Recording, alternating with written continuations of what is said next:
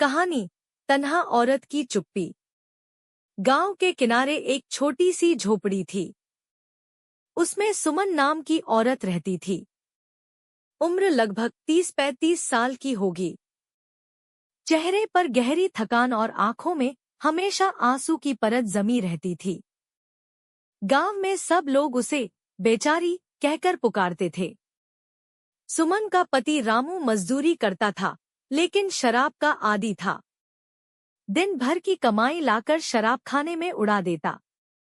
घर लौटकर आए तो झगड़ा, मारपीट और गालियां।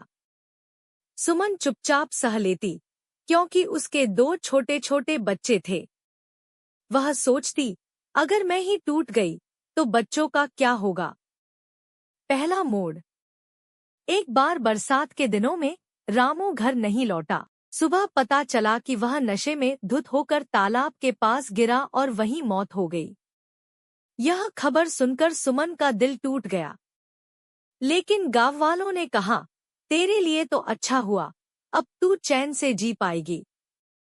पर किसी ने यह नहीं सोचा कि बिना पति के अकेली औरत को जीना कितना कठिन होता है।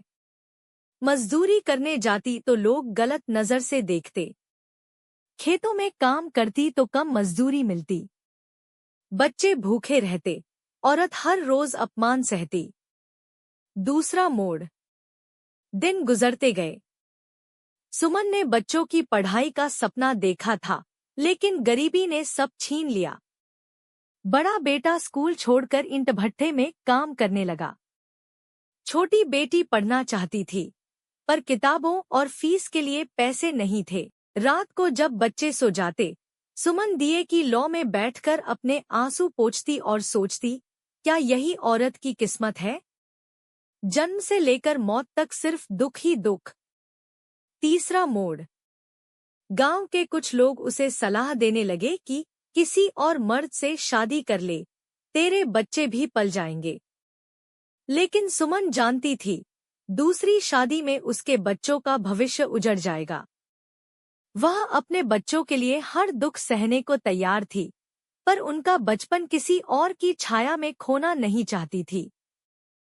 समाज के ताने, भूख की पीड़ा और अकेलेपन की चुभन, सब कुछ उसके जीवन का हिस्सा बन गया। अंतिम दृश्य। सालों बाद जब उसका बेटा बड़ा होकर नौकरी पर लग गया, तो उसने माँ से कहा, अम्मा, तूने हमें पाला, पढ़ाया, इतना दुख सहा, लेकिन तू खुद कभी खुश क्यों नहीं रही।